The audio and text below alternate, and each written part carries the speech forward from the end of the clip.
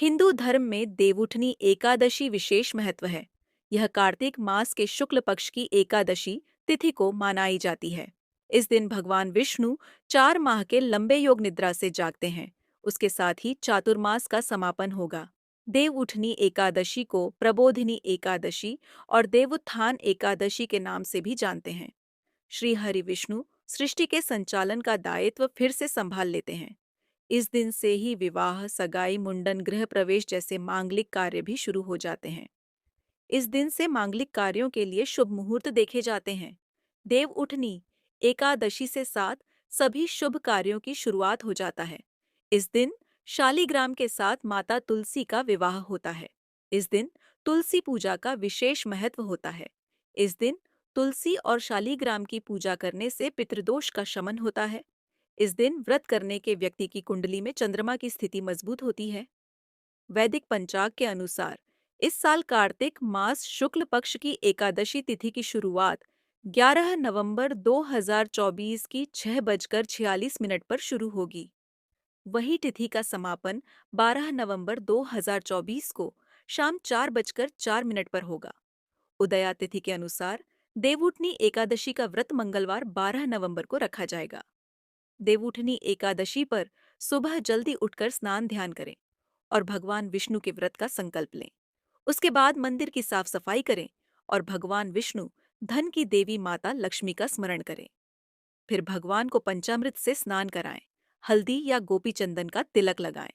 उसके बाद भगवान विष्णु को पीले फूलों की माला, मिठाई, फल, तुलसी के पत्ते चढ़ाएं। भगवान विष्णु के ऊँ नमो भगवते वासुदेवाय या कोई अन्य मंत्र जपें। विष्णु सहस्त्र नाम का पाठ करें और कथा सुने तथा आरती गाएं। पूरे दिन व्रत का पालन करने के बाद रात में भगवान का भजन कीर्तन करते हुए जागरण करें। उसके बाद सुबह पूजा पाठ के बाद पारण के समय में व्रत तोड़े।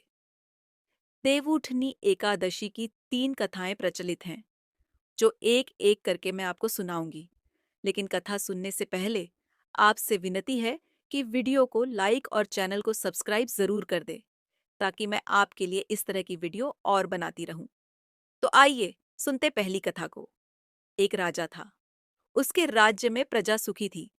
एकादशी को कोई भी अन्न नहीं बेचता था। सभी फलाहार करते थे। एक बार भगवान ने राजा की परीक्षा लेनी चाहिए। भगवान ने एक सुंदरी का रूप धारण किया तथा सड़क पर बैठ गए। तभी राजा उधर से निकला और सुंदरी को देख चकित रह गया। उसने पूछा, हे सुंदरी, तुम कौन हो और इस तरह यहाँ क्यों बैठी हो? तब सुंदर स्त्री बने भगवान बोले, मैं बेसहारा हूँ। नगर में मेरा कोई जाना पहचाना नहीं है। किससे सहायता मांगूं? राजा उसके रूप पर मोहित हो गया था। वह बोला, तुम मेरे महल में चलकर मेरी रानी बनकर रहो। सुंदरी बोली, मैं तुम्हारी बात मानूंगी, पर तुम्हें राज्य का अधिकार मुझे सौंपना होगा। राज्य पर मेरा पूर्ण अधिकार होगा। मैं जो भी बनाऊंगी तुम्हें खाना होगा। राजा उसके रूप पर मोहित था, अतः उसने उसकी सभी शर्तें स्वीकार कर लीं। अगले दिन एकादशी थी। रानी ने हुक्म दिया कि बाजारों में अन्य दिनों की तरह अन्न बेचा जाए। उसने घर में मांस मछली आदि पकवाए तथा परोस कर राजा से खाने के लिए कहा। यह देखकर राजा बोला, रानी, आज एकादशी है, मैं तो केवल फलाहार ही करूंगा। तब रानी ने शर्त की याद दिलाई और बोली, या तो खाना खाओ, नहीं तो मैं बड़े राजकुमार का सिर काट लूंगी। राजा ने अपनी स्थिति बड़ी रानी से कही तो बड़ी रानी बोली, महाराज, धर्म न छोड़ें, बड़े राजकुमार का सिर दे दें। पुत्र तो फिर मिल जाएगा, पर धर्म नहीं मिलेगा। इसी दौरान बड़ा राजकुमार खेलकर आ गया। माँ की आंखों में आंसू देखकर वह रोने का कारण पूछने लगा, तो माँ ने उसे सारी बातें बता दी। तब वह बोला, मैं सिर देने के लिए तैयार हूँ। पिताजी के धर्म की रक्षा होगी, जरूर होगी। राजा दुखी मन से राजकुमार का सिर देने को तैयार हुआ, तो रानी के रूप से भगवान विष्णु ने प्रकट होकर असली बात बताई और बोले, राजन, तुम इस कठिन परीक्षा में पास हुए। भगवान ने प्रसन्न मन से राजा से वर मांगने को कहा, तो राजा बोला, आपका दिया सब कुछ है, हमारा उद्धार करे। उसी समय वहां एक विमान उतरा। राजा ने अपना राज्यपुत्र को सौंप दिया और विमान में बैठकर परम धाम को चला गया। देवउठनी एकादशी व्रत की दूसरी कथा शिव महापुराण के अनुसार पौराणिक समय में दैत्यों का राजा दंभ हुआ करता था। वह बहुत बड़ा विष्णु भक्त था। कई सालों तक उसके यहाँ संतान नहीं होने के कारण उसने शुक्राचार्य को अपना गुरु बनाकर उनसे श्री कृष्ण मंत्र प्राप्त किया। यह मंत्र प्राप्त करके उसने पुष्कर सरोवर में घोर तपस्या की। भगवान विष्णु उसकी तपस्या से प्रसन्न हुए और उसे संतान प्राप्ति का वरदान दे दिया। भगवान विष्णु के वरदान से राजा दंभ के यहाँ एक पुत्र में जन्म लिया। इस पुत्र का नाम शंखचूड़ रखा गया। बड़ा होकर शंखचूड़ ने ब्रह्मा जी को प्रसन्न करने के लिए पुष्कर में घोर तपस्या की। उसकी तपस्या से प्रसन्न होकर ब्रह्मा ने उसे वरदान मांगने को कहा। तब शंखचूड़ ने वरदान मांगा कि वह हमेशा अजर अमर रहे, वह कोई भी देवता उसे नहीं मार पाए।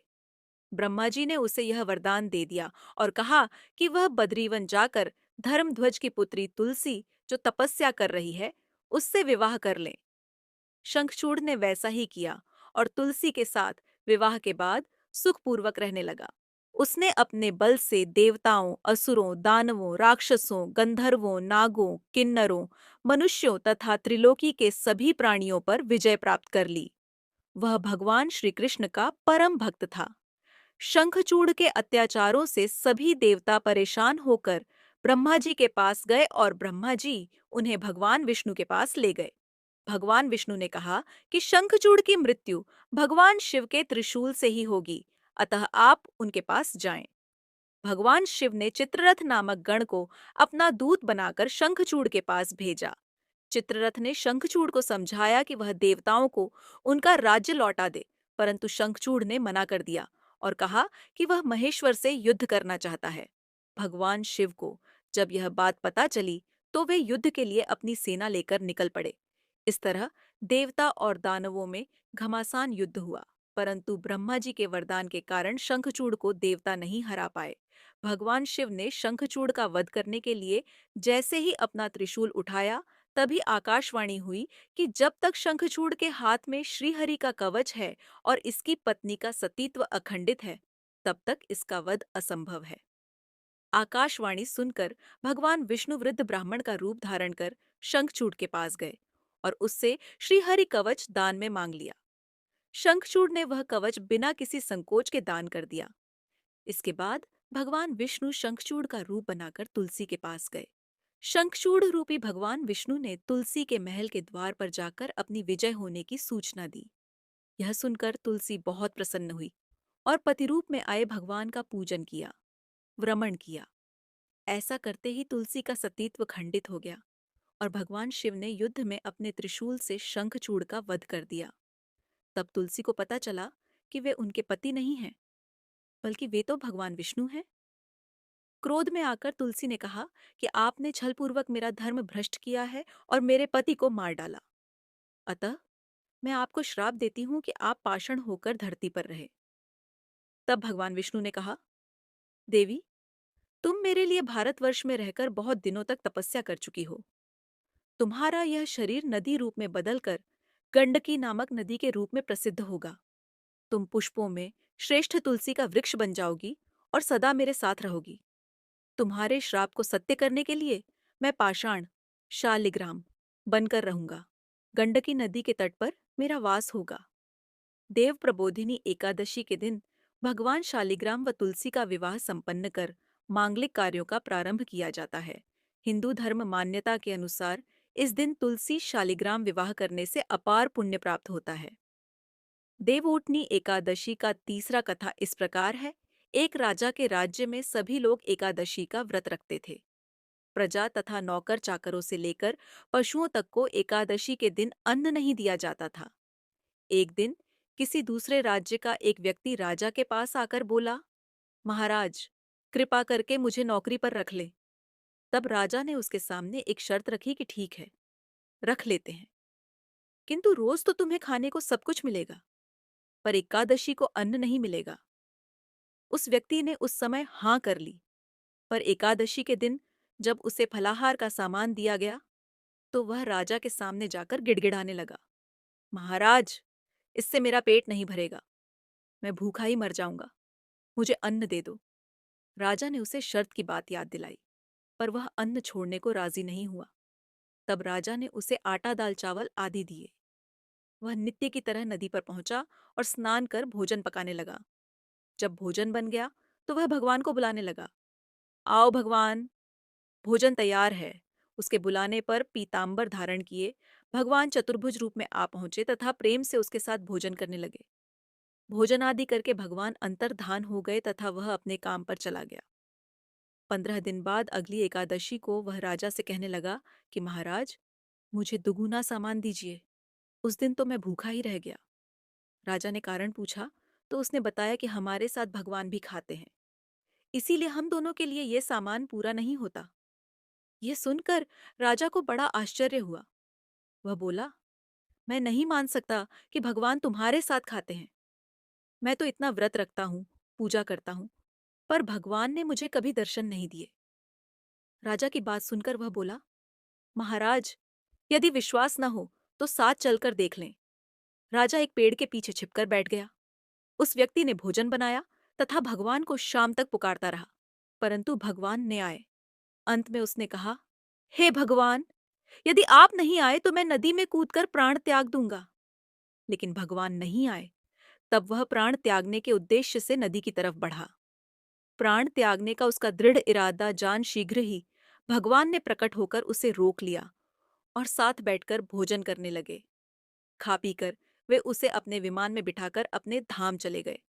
यह देख राजा ने सोचा कि व्रत उपवास से तब तक कोई फायदा नहीं होता जब तक मन शुद्ध न हो। इससे राजा को ज्ञान मिला। वह भी मन से व्रत उपवास करने लगा और अंत में स्वर्ग को प्राप्त हुआ। देवउठनी एकादशी की एक प्रमुख कथा शंखासुर नामक राक्षस की है। शंखासुर ने तीनों लोकों में बहुत ही उत्पात मचाया हुआ था। तब सभी देवताओं के आग्रह करने पर भगवान विष्णु ने उस राक्षस से युद्ध किया और यह युद्ध कई वर्षों तक चला। युद्ध में वह असुर मारा गया और इसके बाद भगवान विष्णु विश्राम करने चले गए। कार्तिक शुक्ल पक्ष एकादशी के दिन भगवान विष्णु की निद्रा टूटी थी और सभी देवताओं ने भगवान विष्णु की पूजा की थी और इसी एकादशी को देवउठनी एकादशी या हरि प्रबोधिनी एकादशी के नाम से जाना जाता है।